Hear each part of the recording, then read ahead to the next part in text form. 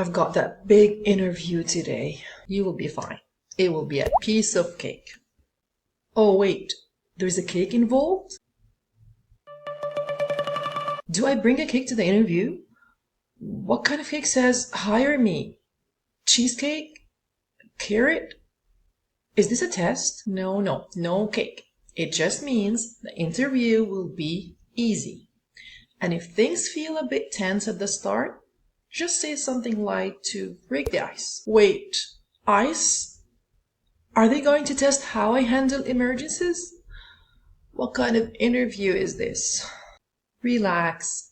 Break the ice just means start a friendly conversation to help things feel less awkward. Oh, okay. No cake, no breaking. That's better. Hello everyone. If that opening felt a little too real, you are in the right place. This video will help you teach idioms effectively, understand why they matter, keep important factors in mind, and explore task ideas you can use in your classroom.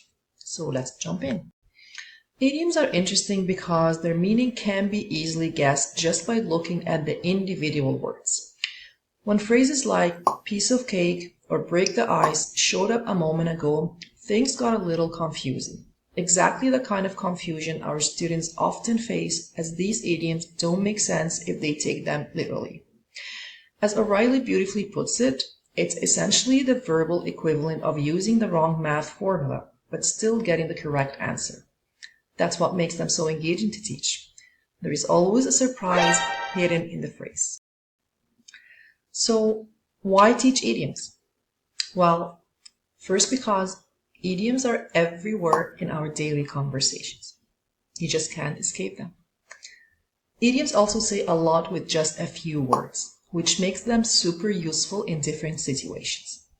And on top of that, idioms open a window into the Canadian culture and often echo ones from students' own languages. And let's not forget, idioms are just plain fun. Now it's time to explore what to keep in mind when teaching idioms, guided by Canadian language benchmarks and ITESOL best practices. Let's start with a common question that often comes up. Is it too early to teach idioms at the beginner level? You're not alone if you're unsure. Many teachers hold off until CLB 5. That's totally understandable, because idioms can be tricky.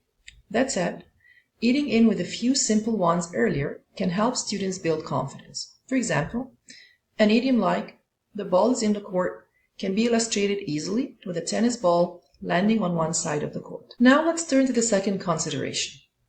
How many idioms should you introduce in one lesson? Right. You're probably thinking just a few or I'll get lost. Exactly. Sticking with just a couple helps learners stay focused and not feel overloaded. Next up, what is more important, accuracy or appropriacy? Honestly, both matters, because small differences can cause big confusion. For example, a learner might say, "Can you look after this word in a dictionary?" instead of "look up." Big difference. Here comes the fourth consideration. Should we teach idioms in lists or in context? Context always wins. Instead of handing out a list of idioms, try building them into real conversations or themes. For instance, imagine students talking about feeling nervous before a presentation. That's the perfect moment to introduce idioms like butterflies in my stomach or break a leg. When idioms are connected to something meaningful, they actually stick. Now on to our final consideration. Should idioms be taught through speaking or writing skills? Idioms live in everyday speech, so why not teach them where they belong? Practicing them in dialogues helps students build confidence and use them naturally in conversations. It is also important to follow up with writing activities to reinforce learners' understanding and use of idioms. All right. This is the moment you've been waiting for. You've seen the why, you've seen the how, and now it's time for the what. I'm going to walk you through 5 task ideas that can make idioms more engaging and memorable for your students. Divide students into 2 teams. Give each team 2 to 4 idioms. One student acts out an idiom. No talking is allowed. and the rest of the team guesses what it is. It's active, hilarious, and gets them thinking about idioms in a creative way. Now let's switch from acting to drawing. In this task, each student is given an idiom and asked to draw what it would look like if we took it literally. Once they're done, they present their drawing to the class while others guess the idiom. It's a great way to make idioms more visual and spark discussion, something that works well in classrooms and tutoring situations alike. Moving on from visuals, here is a way to explore idioms through storytelling. Choose a short story that includes a few idioms. Pause occasionally and ask students to guess what each idiom means based on the context. It's a simple and effective way to help them understand idioms in real situations. You can find great story examples here.